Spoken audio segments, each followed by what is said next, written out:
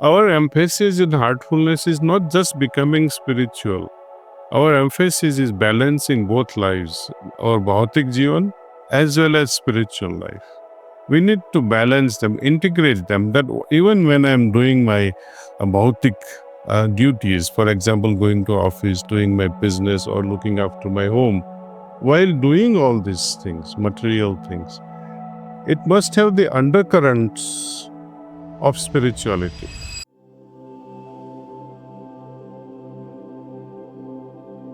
I have always believed that you can spread whatever you want.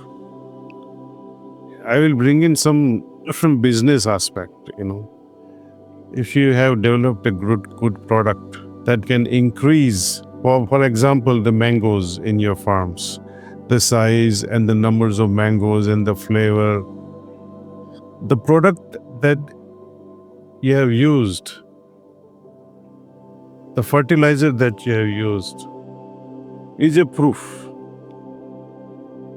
When you count the numbers of mangoes, or let us say if you are cultivating rice paddy and you use certain fertilizer, and if your crop doubles up, that means that fertilizer was very good.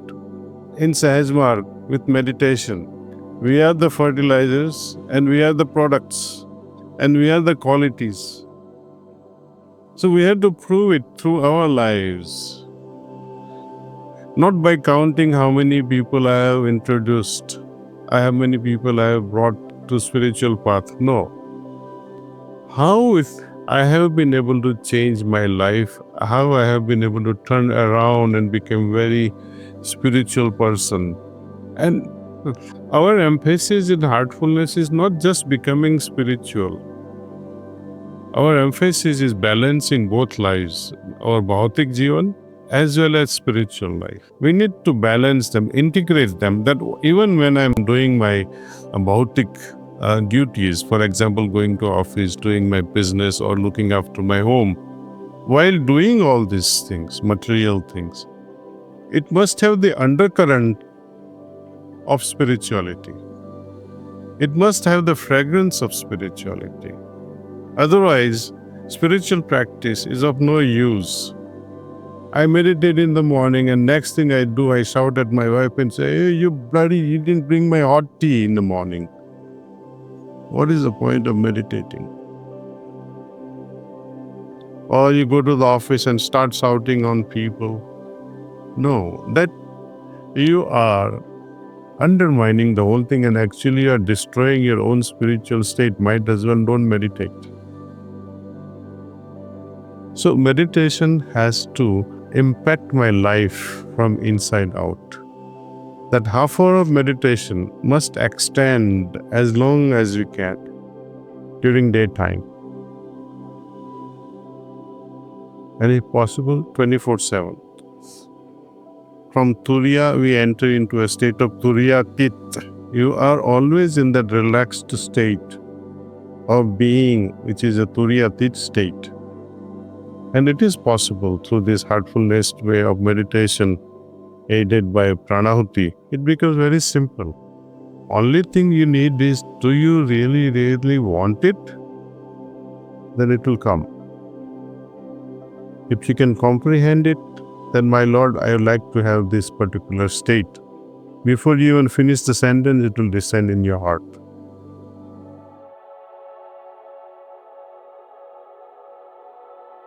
Scientific research and spiritual research, I think, they should go hand in hand. But there is a limit also. Spiritual experiences can be expressed and monitored up to a certain extent in the scientific world. It has a limit. Having crossed that limit, we cannot use any instrumentation in order to measure the spiritual variations or spiritual spectrum, so to say.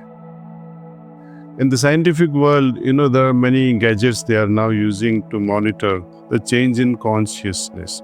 When we meditate, the brain slows down. Nothing big thing about it. No, you don't need the instrument to measure that your brain has slowed down. Slow down does not mean that your intelligence is going down. No, not that way. You are becoming calmer and calmer.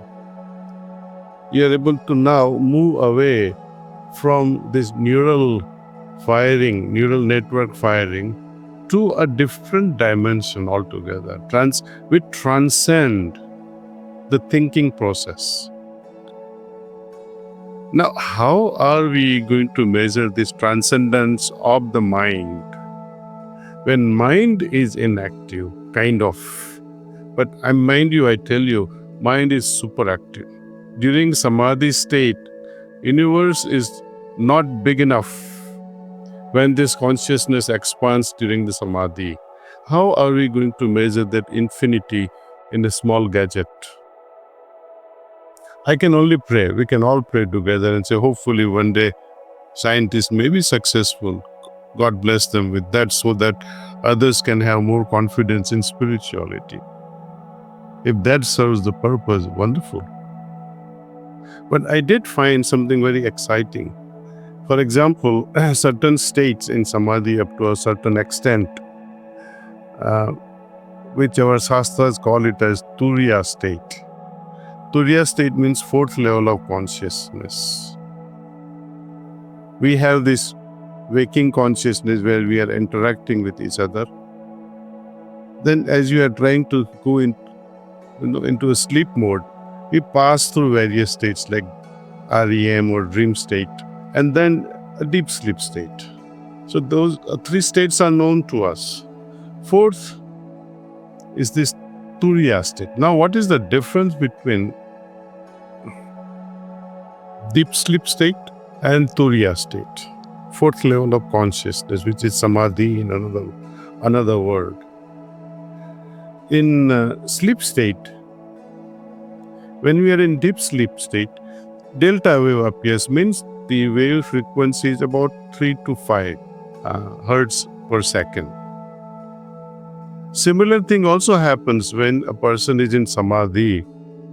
When a person is in samadhi, he will also experience this wave pattern, will be able to witness that on the instrument. Only difference is, in deep sleep state, you are not aware at all.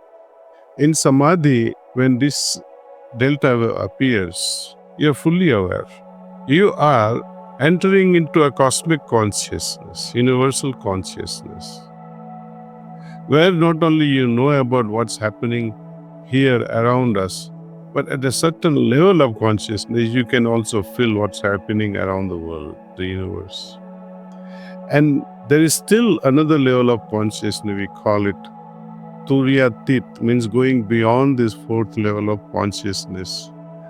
Now, fourth level of consciousness is when we close our eyes and with the help of pranahuti, when we touch that deepest level of consciousness, that is Turiya.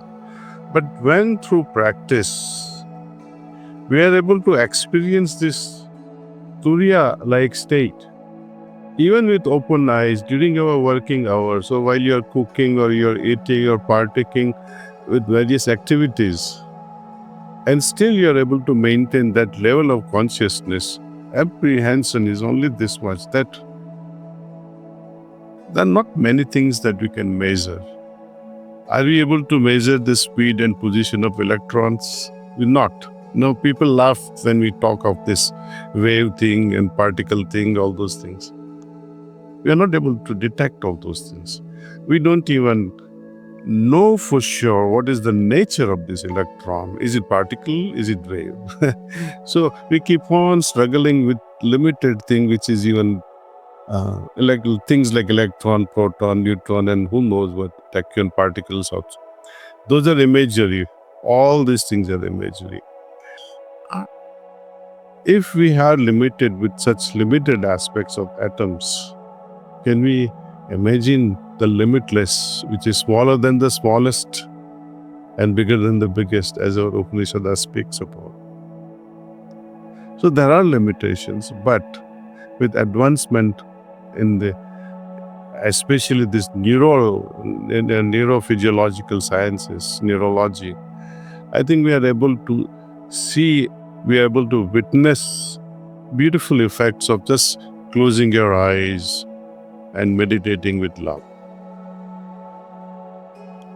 And I specifically use this word, meditating with love. We call it as bhakti, right? Meditating with so much of bhakti in our heart for the Lord. But you meditate without bhakti and meditate with bhakti. That also makes a world of a difference.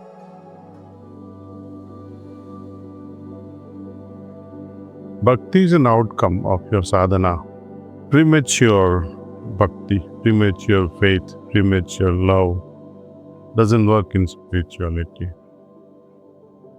Spirituality demands willingness from the heart. And bhakti is not about surrendering the mind, partly true, but it's all about surrendering the heart. Even when you have no shelter, even when you don't have clothing, person with bhakti will say, this is my tapasya. I am dedicating this life to Lord. If you don't eat for 2 days because you don't have food on the table, you will consider that God is helping me do the upasana through fasting. You will always give credits, even for the adverse circumstances. Even when you drink water, it becomes charanamrit, as they say.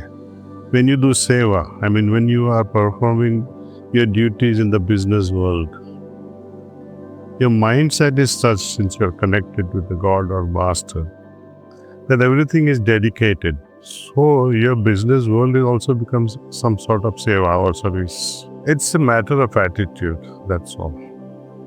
Even when you are with your beloved sitting in your bedroom or sitting in your living room, or you're watching movie together, you are doing it because you want to make your master happy.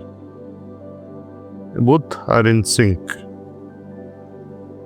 So that is the attitude we develop. When you partake food, for example, in his loving remembrance, in such a way that you become him, you vibrate like him, you think like him, like that, see. Then that food can become prasad also.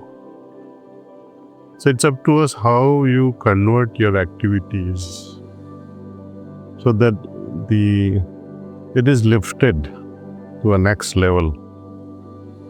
You are suffering, you don't have food, but then you consider, oh, I'm fasting today in the remembrance of God. I don't have clothes to wear, I don't have a shelter, but this is my tapasya.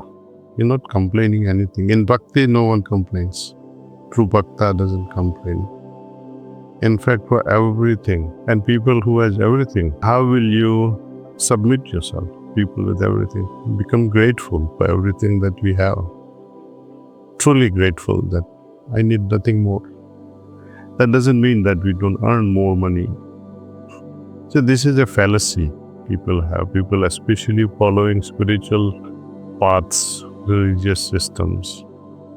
They relegate their abilities. Let's say somebody else will do it. Why should I do it? I'm on my way to become a saint. It's not a good idea. If good people don't make money, you are leaving that opportunity in the hands of people who are not deserving it. Bad elements in society will continue making more and more. And when bad elements in society make more and more, then society will go through a lot of corruption, a lot of weaknesses, moral compromise will be involved then, see. So good people should make more and more if possible, but use it wisely. That's it. Anything done in God's remembrance or Master's remembrance, you are taking it to the next level. So that very act, even that of sex, becomes holier. It's no longer profane.